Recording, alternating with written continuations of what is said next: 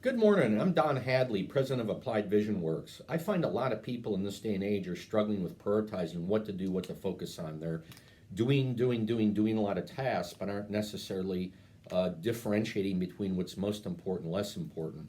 I find a lot of times in business, there's a lot of tasks that are least important. We sometimes kill these ducks. I've heard them called monkeys. There's a lot of names.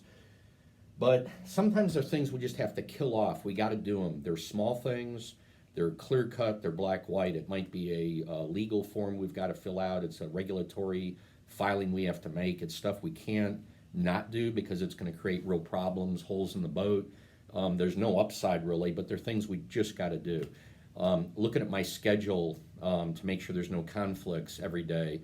It'd be nice to not have to do it, but it's just part of the game. So that's one of the things is I think people have to differentiate between kill and what we would call collaborate. And collaborate is stuff where we need to coordinate with other people. Maybe we need inputs. We're providing outputs that are higher level, more complex. There are things we should not be handling via email, but it should be a phone, a Zoom, a face-to-face conversation. Killing things is more about emails, whatever will simply get it done, or if we need to have a clear-cut record of it for audit or tracking purposes. But the thing I find people miss the boat the most on things where they could learn something. And learning you want to do on stuff where it's part of a bigger context and you want your people to slow down and learn not just what to do or how to do it, but why you're doing it, and why not just within the moment, but for the week, the month, the year, the 5 years, the bigger picture. You want them to get some depth. They may actually go talk to two or three people who have done it before and say, what's most important about what you're doing? Something like this might be understanding how a process operates at a customer's.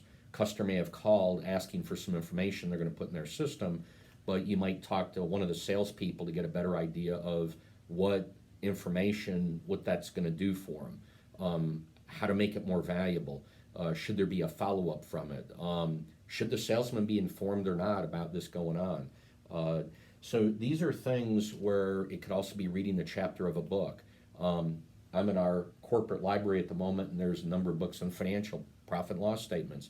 So sometimes I'll find somebody in accounting are doing transactions, but they don't understand the bigger picture. I can explain it to them and will, but sometimes with that profile, reading a chapter of a book is a more effective way to learn. So I find this is very important to do for a whole bunch of reasons, but bottom line, prioritizing where I want to spend my time probably first every day is here.